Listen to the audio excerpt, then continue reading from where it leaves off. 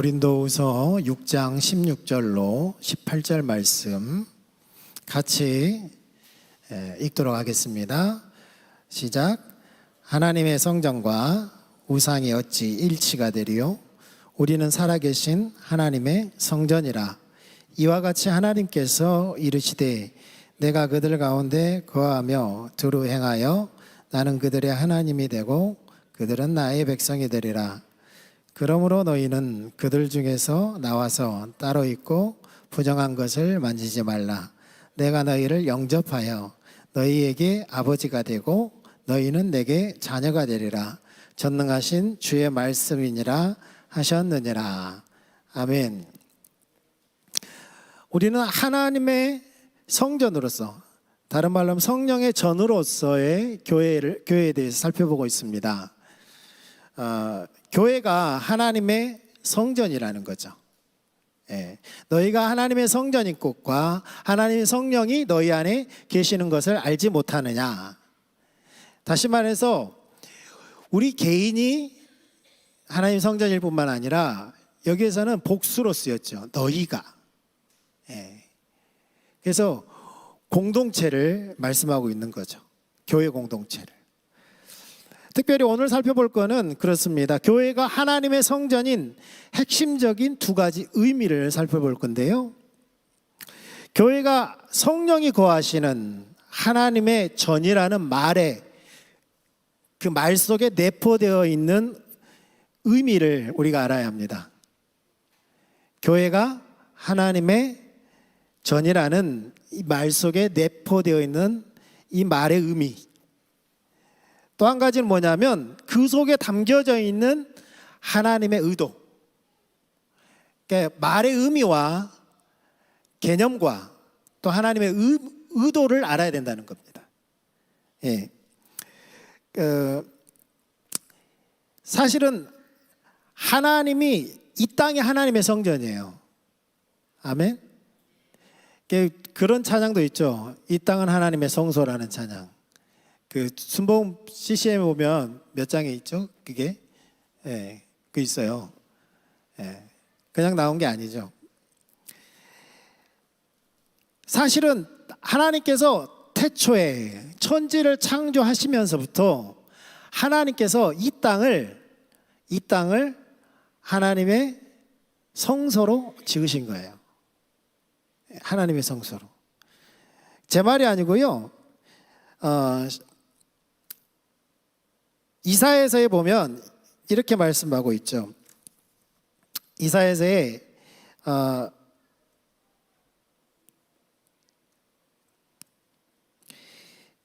하늘은 나의 보좌요, 땅은 나의 발등상이다. 그러면서 너희가 나를 위하여 무슨 집을 짓겠느냐, 나의 안식할 처소를 짓겠느냐, 이렇게 말씀하세요. 그러니까 우리가 하나님을 위하여 성전을 짓는다 한들 그 보이는 성전은 하나님께 충분치 않다라는 겁니다. 왜냐하면 하나님은 하늘을 보좌 삼고 땅을 발딛는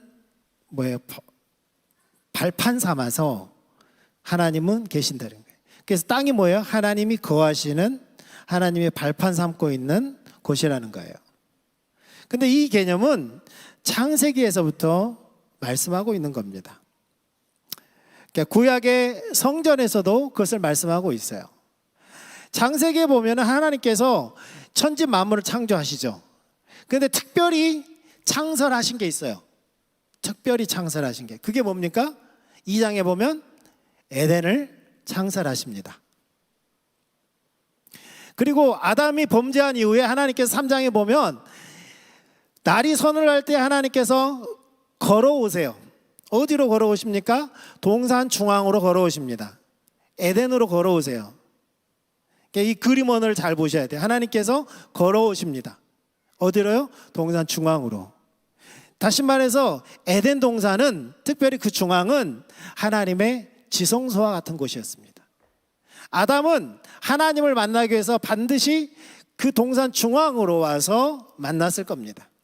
왜냐하면 범죄한 이후에 하나님께서 그곳으로 오시거든요. 그러니까 창세기에서부터 타락하기 이전부터 이 성전의 개념은 눈에 보이는 건물은 없었지만 온 땅이 하나님의 성소이고 특별히 에덴은 하나님의 지성소 역할을 했다는 겁니다. 예. 성소의 구약에 보면 하나님께서 모세에게 성전을 만들라고 말씀하시죠. 성전을 만들라고 말씀하면서 그 성전을 다른 말로 뭐라고 말합니까? 회막이라고 말합니다. 회막은 하나님과 만나는 곳이 회막이죠. 만남이 있는, 만나는 곳, 그래서 회막입니다. 특별히 하나님이 만나 주셨던 그 장소는 성소, 성막에서도 뜰이 있고 성소가 있고 지성소가 있는데 지성소에서 하나님께서 만나 주셨어요. 하나님의 임재는 언제나 지성소에 오셨어요. 지성소에. 그런데 이스라엘을 제사장 나라 삼으면서 이스라엘 나라가 뭐예요? 그 공동체가 하나님께서 그래요. 성막을 지으시면서 내가 성막에 거하겠다고 말하지 않아요. 하나님께서 성막을 지어놓고 내가 그곳에 살려고 내가 성막을 만들어라 그렇게 말씀하지 않아요. 내가 그들 중에 거하려고 라고 말합니다. 이스라엘 공동체 가운데 거하기 위해서 성막, 상징적인 성막을 그들의 한가운데 두시고 하나님께서 그들 공동체 안에 오시는 겁니다. 다시 말해서 이스라엘 백성들이 가나안 땅으로 가서 가나안 땅은 모든 열방을 위한, 모든 족속을 위한 하나님의 성소가 되는 겁니다. 그래서 창조 때부터 하나님은 이 성전의 개념을 말씀하고 있고요. 또한 구약의 성전에서도 택하신 그 이스라엘 백성들을 통하여서 성전된 삶을 말씀하고 있는 겁니다. 우리가 읽는 본문 안에서 고린도후서 6장 16절에 보면 이런 말씀이 있죠. 이와 같이 하나님께서 이르시되 내가 그들 가운데 거하며 라고 말합니다. 뭐라고요? 하나님께서 어디에 거한다고요?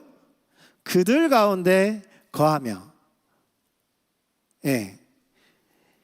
하나님께서는 뭐 하기 위해서요? 우리 가운데 거하기 위해서 오신다고요.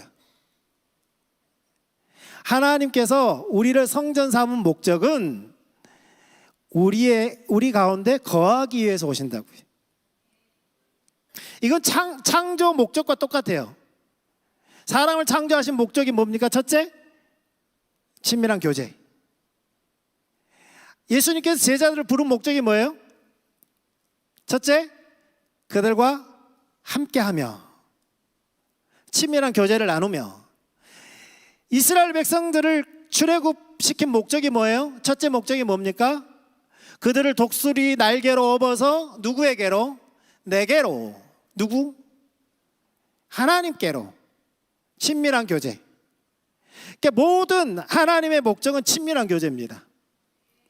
그래서 성전 삼은 목적은, 우리를 성전 삼은 목적은 친밀한 교제를 위해서, 그러니까 우리 가운데 거하기 위해서, 우리 안에 살기 위해서 오셨다라는 거죠.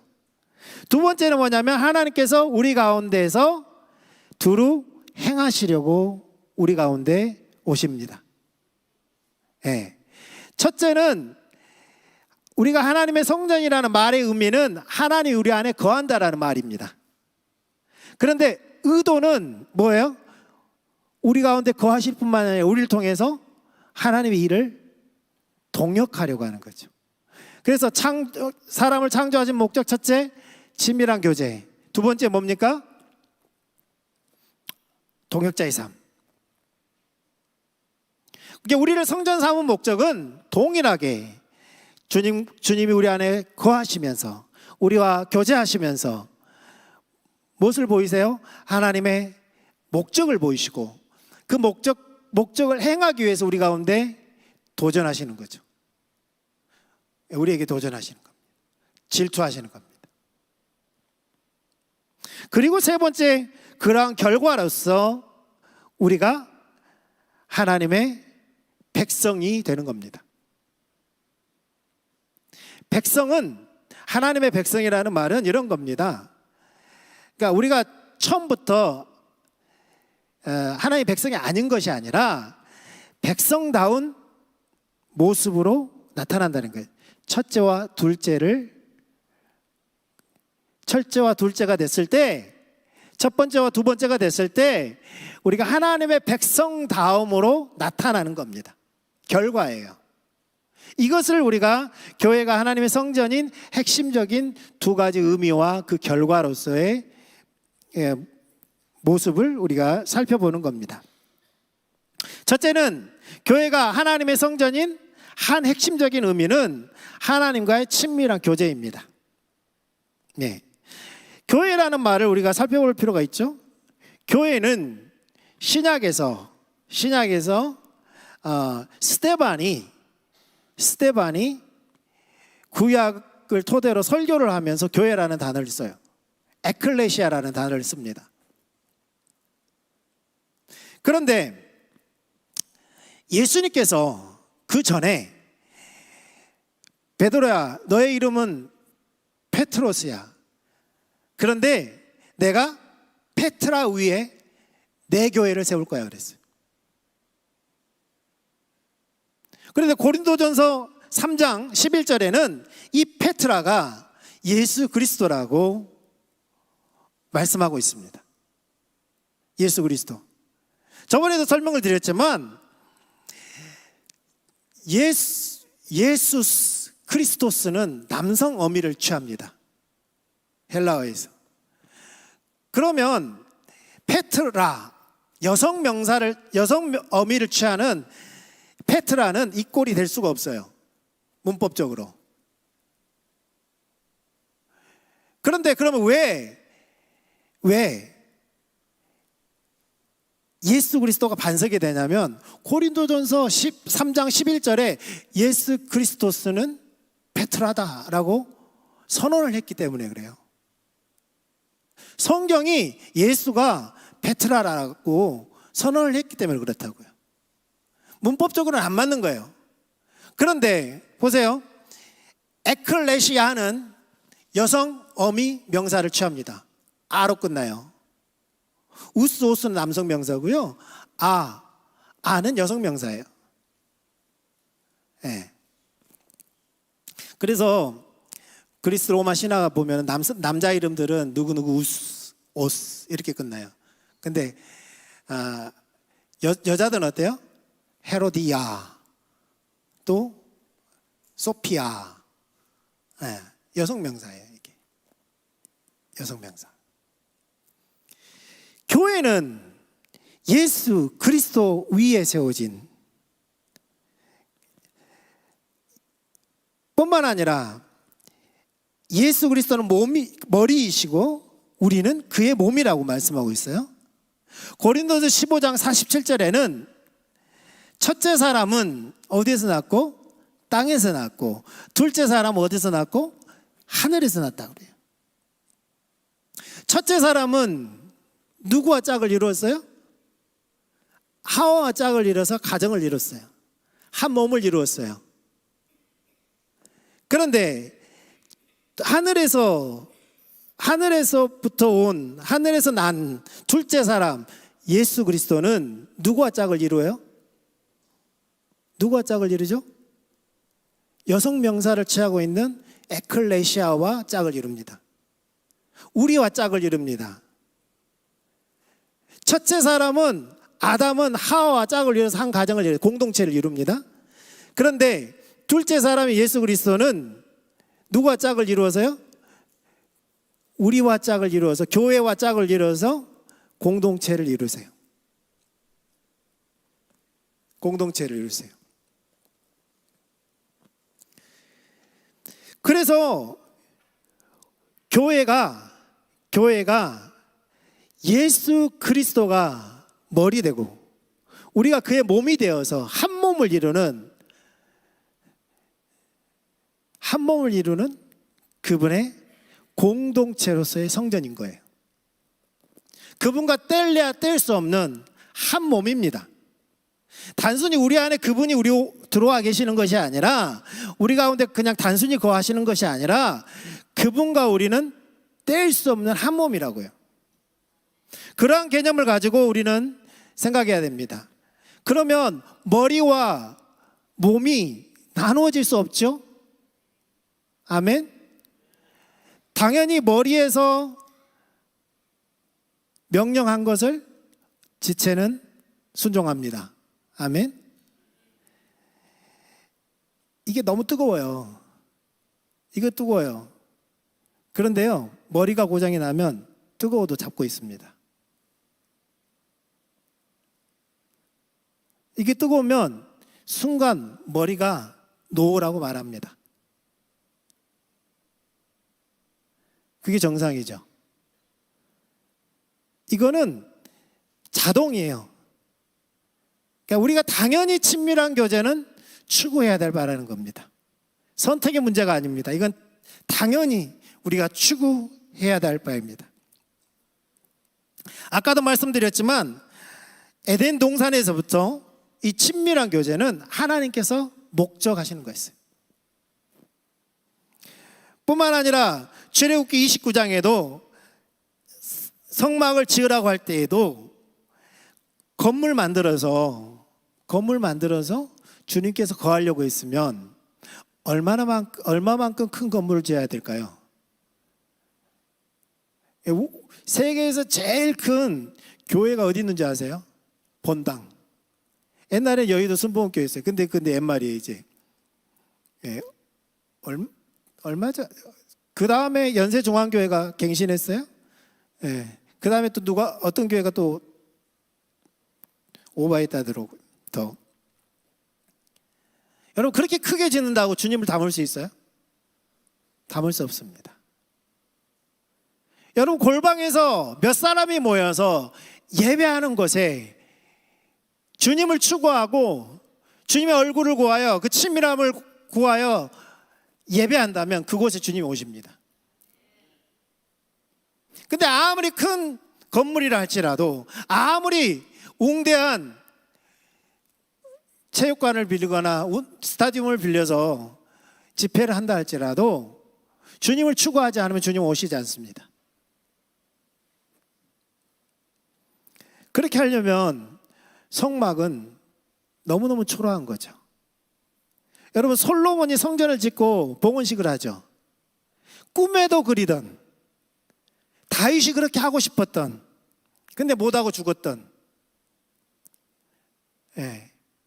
이스라엘 백성들은 다른 이방 나라를 보면 다 신전이 있어요.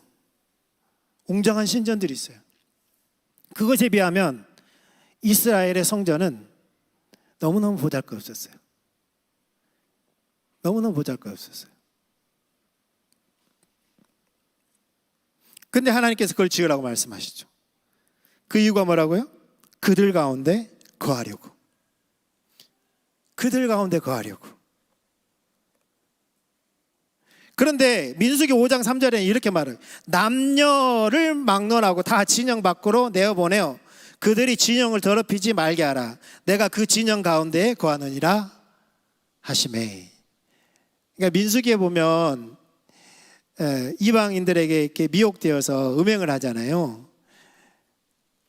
그것에 하나님께서 다 내보내라는 거예요. 어디에서요? 그들이 살고 있는 장막에서 내보내라는 겁니다. 성전을 더럽힌 게 아니었어요. 성막에서 음행을 했던 게 아니었다고요. 근데 그들이 살고 있는 그 장막에서 내보내라는 겁니다. 이스라엘 진영 가운데서 내보내라는 겁니다. 그만큼 하나님께서 이스라엘 백성들 가운데 거하기를 열망하셨어요.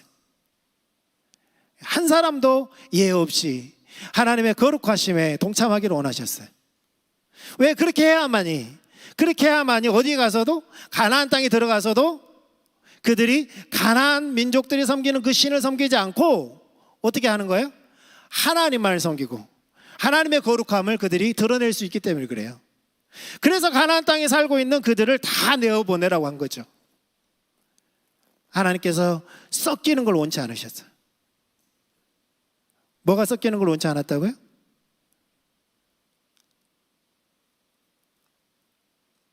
하나님의 거룩함이 부정함으로 더럽혀지는 걸 원치 않았다는 거예요. 사도행전에도 똑같이 아까 스데반이 설교했다는 걸 말씀드렸죠. 스데반이 이렇게 솔로몬 성전에 대해서 말하면서 이사야서 66장을 인용하면서 하늘이 하나님의 보좌고 땅이 하나님의 발판이다. 하나님을 건물에 가둘 수 없다. 이렇게 말하고 있죠. 그런데 이것은 단순히 창세기와 구약과 오늘 신약에만 국한되는 것이 아닙니다. 오늘 우리가 살고 있는 신약 시대에만 국한되는 것이 아니라 어디로 더 나아가냐면 이사야서 66장 1절 말씀을 인용했다고 했잖아요.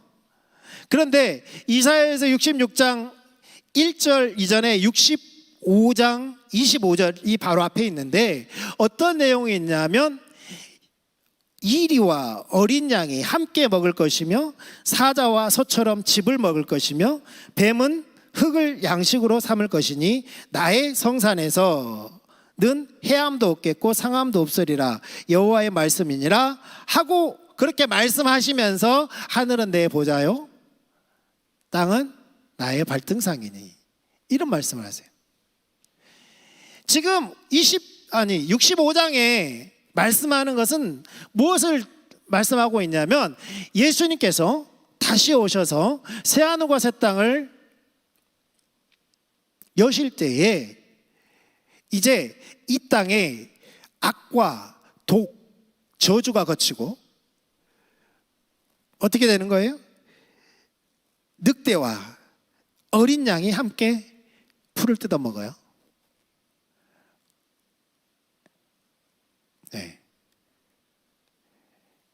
사자, 호랑이는 타락하기 이전에는 풀을 뜯어 먹었습니다. 풀을 뜯어 먹었어요. 동물이 언제부터 육식을 했는지는 모르겠어요. 근데 노아 시대, 노아 홍수 이후에 하나님께서 육식을 허락하시는 걸 보아서는 아마 노아 홍수 이후에 동물들도 식성이 바뀐 것 같아요. 어쨌든 이제 둘째 사람인 그분이 다시 오셔서 왕위에 오르실 때에 새하늘과 새 땅을 여실 것인데 그때에는 늑대도 어린 양도 같이 한 곳에서 머리를 맞대고 풀을 뜯어먹고 사자가 소처럼 즙을 먹을 것이며 볏짚을 먹어요. 뱀은 흙을 양식으로 삼을 것이다. 이제 개구리 안 잡아 먹죠? 네. 알을 안 먹습니다. 흙을 먹어요. 나의 성산에서는 해함도 없겠고 상함도 없으리라. 그러니까 다시 말해서 이제 예수님께서 다시 오셔서 새하늘과 새 땅을 열면서 마치 창세기에 에덴 동산에 하나님께서 땅을 성소 삼고 그것을 지성소 삼았듯이 그러한 건물이 없고 그런 건물이 없고 성전이나 교회 같은 그런 건물이 아니라 이제 온 땅을 성소 삼고 지성소 삼아서 주님이 거할 것을 말씀하고 있는 거예요. 그 시대로 다시 그러한 형태로 회복을 말씀하고 있습니다. 요한일서 1장 3절에는 더욱이 신앙이 뭐냐? 여러분 신앙이 한마디로 하면 뭡니까? 요한일서 1장 3절에 하나님과 사귐이라고 말씀하고 있습니다. 네. 영생이 뭐냐? 영생이 뭐예요? 죽어서 천국 가서 영원히 사는 게 뭐냐는 거예요. 천국이라는 장소에 들어가는 것이 목적이 아니라 뭐라고요? 영생은, 따라합시다. 영생은 곧 유일하신 참 하나님과 그가 보내신 자 예수 그리스도를 아는 것이다. 예. 아는 것이 보는 것이고 보는 것이 믿는 것이고 그것을 사귐이라고 말합니다. 요한 1서에는. 그러니까 우리가 영생을 얻는 것은, 새하늘과 새 땅이 들어가는 것은 영원히 그분과의 사귐 가운데로 들어가는 걸 말해요. 여러분, 그 땅에 가서 많은 상급을 받아서 좋은 집에 살고 높은 계급에 올라서 왕처럼 누리고 사는 것이, 여러분 그 삶을 기대하세요? 그 삶을 기대한다면 그곳은 천국이 아닐지도 모릅니다. 계급이 존재하는 것은 천국이 아니죠. 차별이 존재하는 것은 천국이 아니죠. 그러나 잘난 자나 못난 자나, 지금의 개념을 말한 겁니다. 하나님 보시기엔 다 똑같아요. 있는 자나 없는 자나, 건강한 자나 약한 자나, 하나님 보시기엔 다 같아요. 다 같아요. 그러니까 모두가 다 1등이 되는 거예요.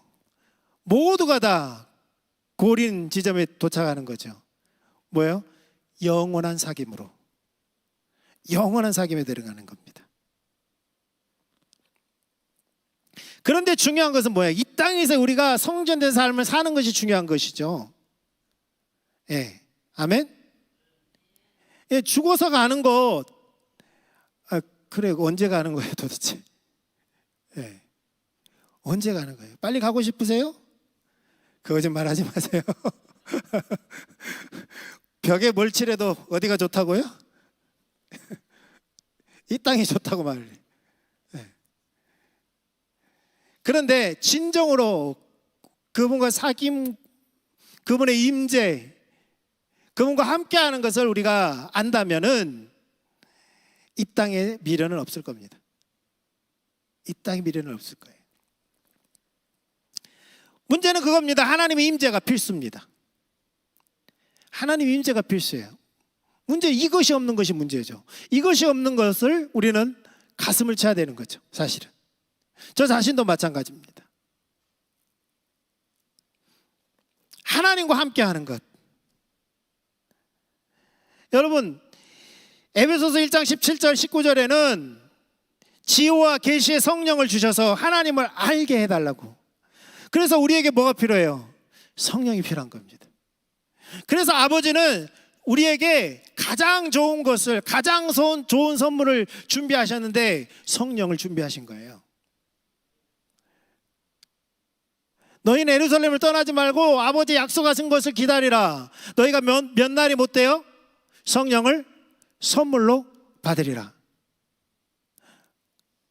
너희가 악할지라도 자녀에게 좋은 것을 줄 줄 알거든. 하물며 하늘에 계신 너희 아버지께서 구하는 자에게 좋은 것을, 성령을 주시지 않겠느냐. 이 땅에서 하나님 임재가 필수인데, 하나님과 함께하는 게 필수인데, 그것을 가져오시는 분이 누구라고요? 성령이시라고요. 성령만이 그 하나님의 임재를 가져오신다고요. 예. 베이커 성경사전이라는 게 미국에 있습니다. 예. 거기에 신약에서 교회가 이제 하나님의 성전을 구성한다. 기독교는 본질적으로 하나님의 임재와 하나님과의 대화의 종교이다. 그리스도의 몸, 산돌들로 이루어진 영적인 성전은 하나님의 임재와 영광의 창고이고 구약 시대의 성전보다 무한정 더 위대하다. 누가요? 왜 이렇게 무덤덤하세요? 여러분에게 하시는 말씀인데. 여기 솔로몬 성전 부럽잖아요. 하나님의 영광이 임하고. 그런데 우리가 구약의 성전보다는 비교할 수 없을 정도로 무한한 영광을 가지고 있다. 하나님의 영광의 보고라고요. 창고라고요. 성령이 우리 가운데 거하시면서 하나님의 임재를 가져오시면 그렇게 무궁무진한 하나님의 성전으로서의 퀄리티를 갖고 우리가 살아갈 수 있는 거죠.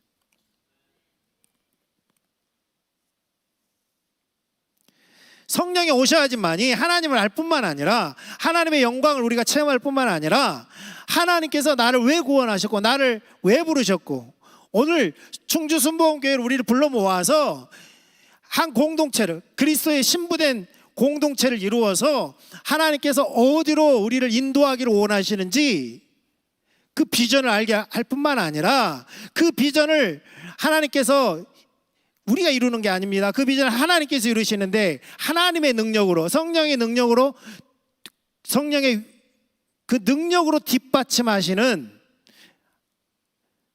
그 놀라운 하나님의 나라를 경험하게 한다는 거예요. 누구를 통해서요? 성령을 통해서 우리의 마음의 눈을 열어서 보게 한다는 거죠. 보는 자만이 갈 수 있고 간 자만이 인도할 수 있습니다.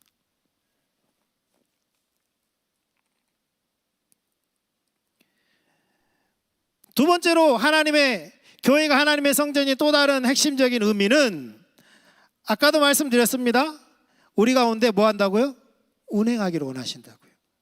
우리를 통해서 하나님께서 하실 수 있는 일들을 우리를 통해서 이루기를 원하신다고요. 한마디로 동역자의 삶을 살게 하시려고 우리가 하나님의 성전이 되기를 원하신다고요.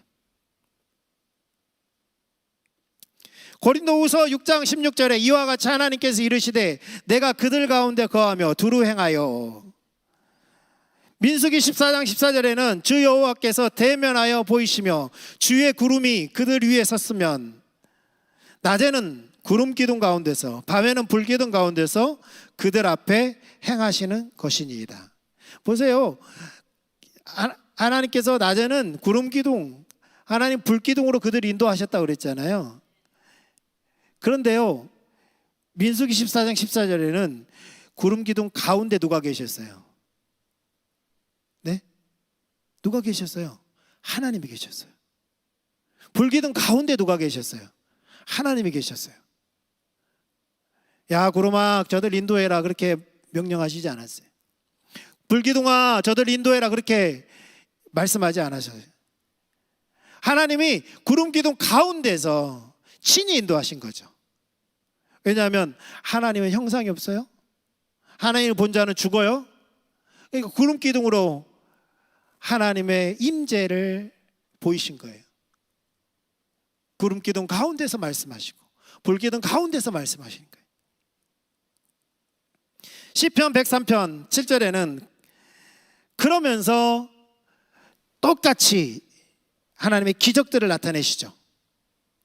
근데 똑같은 사건을 보고 모세는 무엇을 보았다고요? 하나님의 행위를. 이스라엘 백성들은 뭘 보았어요? 하나님의 행사를 보았어요. 영어로는 His way, His deed. 그러니까 하나님의 길, 모세는 하나님의 길을 보았어요. 하나님의 의도를 보았다는 거예요. 하나님 의중을 보았고요. 하나님께서 어디로 인도하시는 그 길을 보았어요. 그 사건을 통해서 홍해를 가르고 반석에서 물을 내고 만나를 먹이시고 메추라기를 하나님이 열받아서 메추라기를 보낸 거예요. 먹어봐라 하면서. 얼마만큼 먹으라고 그랬어요? 거의 1m 쌓였어요. 코에서 메추라기 냄새가 나. 여러분 계란 많이 먹으면 어때요? 계란 많이 드시면 어땠어요? 네? 닭똥 냄새 나잖아요. 메추라기를 너무 많이 먹어서 몇 개월 동안 못 먹으니까 얼마나 흡지가 먹었겠어요. 실컷 먹었어요. 근데 그들이 씻고 있을 때 하나님께서 진노하셨어요. 그렇게 하나님께서 역사들을 했는데도 불구하고 모세는 하나님의 의도와 길을 보았어요. 그런데 이스라엘 백성들은 뭔 말을 보았다고요? 와, 하나님 대단하시다. 야, 저분이 우리 하나님 계속됐으면 좋겠다. 네.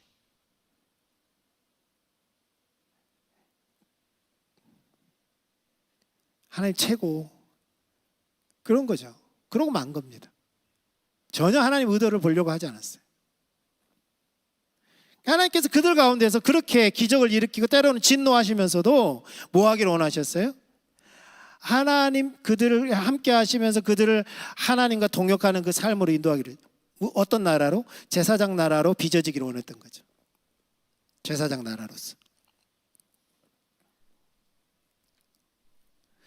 오늘날 우리에게는 고린도전서 12장 11절에 이 모든 일은 같은 한 성령이 행하사 그의 뜻대로 각 사람에게 나누어 주시는 것이라. 한 몸, 여기 은사에 대해서 이야기하면서 하시는 말씀이에요. 한 몸인데, 우리가 한 몸인데 뭘 마셨다고요? 한 성령을 마셨어요. 그런데 우리 가운데서 누가 행하신다고요? 그 성령께서 행하신다고요. 무엇을 위해서요? 그리스도의 몸으로서 하나 되어서 그분이 원하는 그 목적을 성취하도록. 교회에 은사를 주신 목적은 한 몸, 머리가 누구라고요? 예수 그리스도. 그분의 명령대로 한 몸을 이루어서 하나가 되어서 뭘 한다고요? 그분이 원하시는 그 일을 한다고요. 충주순복음교회 원하시는 그 일을 위해서 어떤 은사가 되었던 그걸 주셨다고요. 그래서 그 은사를 그 목적에 맞게 우리가 사용해야 됩니다. 감추어둬서는 안 됩니다. 사용해야 됩니다. 다만 질서대로 해야 합니다. 왜요? 하나님 은사를 말씀하시면서 무질서한 고린도 교회를 보면서 하나님께서, 하나님은 질서의 하나님이다. 너희가 질서대로 행해라. 그렇게 말씀하셨어요. 뭐예요? 머리가 그리스도이시고 몸이 그의 지체로서 그분의 목적을 위해서 사용하라는 겁니다. 우리는 각자 개인 플레이 하는 사람들이 아니에요. 그분의 목적을 위해 존재하는 겁니다. 아멘. 그것을 잊어버리면 갈라디아서에 말씀하시는 것처럼 그렇게 행동할 수밖에 없어요. 내가 내게 이르노니, 갈라디아서 5장 16절에 내가 이르노니 너희는 성령을 따라 행하라. 그리하면 육체의 욕심을 이루지 아니하리라. 성령을 따라 행한다는 것이 모아지경에서 이렇게 나 성령의 음성을 들었으니까 내가 성령의 음성을 따라 행해, 말리지만 나는 성령의 음성을 따라 행하는 사람이야. 그 말을 하는 게 아니에요. 아까 말했잖아요. 한 성령으로 하나님께서 공동체 가운데 주신 그 비전을 성취하는 일을 위해서 은사를 사용하고, 그렇게 하지 않으면 어떻게 된다는 거예요? 성령을 따라 행하라. 그리하면 육체의 욕심을 이루지 아니한다. 그렇지 않으면 어떻게 된다고요? 육체의 욕심을 이루게 된다는 겁니다. 자신이 원하면 행할지는 모르지만 그것이 하나님의 뜻과는 무관할 수 있다는 거예요. 그게 육체의 열매가 될 수 있다는 겁니다. 그래서 시편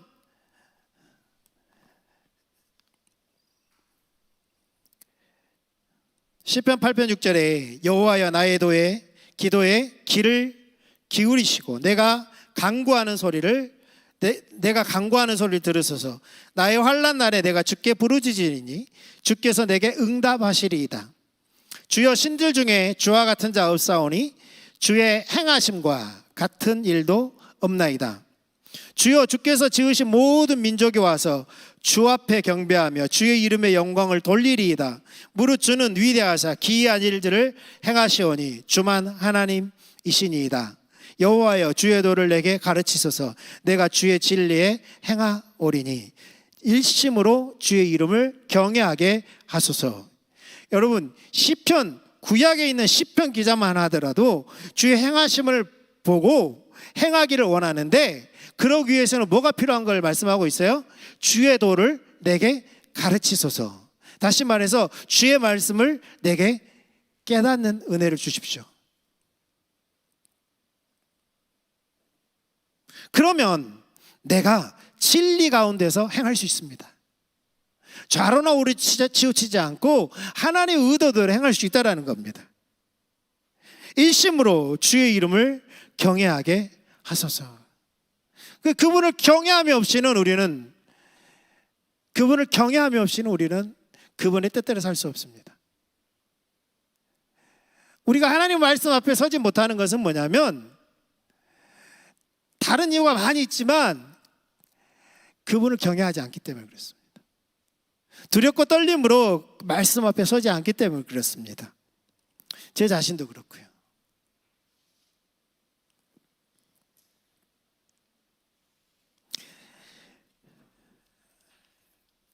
결과는 우리가 매력적인 하나님의 백성으로 드러나는 것입니다. 우리는 아무리 노력을 해도 하나님의 매력적인 백성이 될 수가 없습니다. 여러분 기억하십시오. 우리가 노력한다고 되는 것이 아닙니다. 근데 그럼 아무것도 하지 마. 그게 아니죠. 1번, 2번을 추구해야 된다고요. 그분과 친밀함, 그분의 목적을 보고 행하는 삶. 그러면 우리가 하나님의 매력적인 백성들로 드러날 겁니다. 그분의 백성이 된다는 것은 단순한 신분적인 관계를 말하는 게 아니에요. 이미 우리는 하나님의 백성이에요. 하나님의 자녀예요. 아멘. 너희는 더 이상 무서워하는 종의 영을 받지 아니하고 아들의 영을 받았으니. 누구의 영을 받았다고요? 아들의 영을 받았다. 아들은 상속자입니다. 이번에 그분의 모든 것을 상속할 수 있는 자격이 주어진 겁니다. 그런데 매력적인 하나님의 백성은 다른 겁니다. 그 백성은 결과로 주어지는 겁니다. 1번과 2번의 결과로. 그래서 이스라엘 백성들에게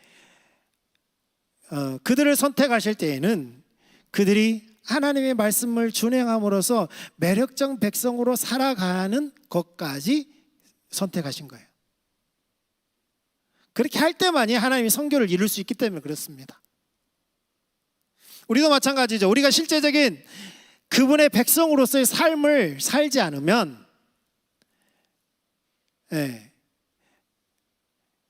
우리는 성교적인 교회를 외쳐도 안 되고요, 성교적 백성이 되려고 애를 써도 안 됩니다.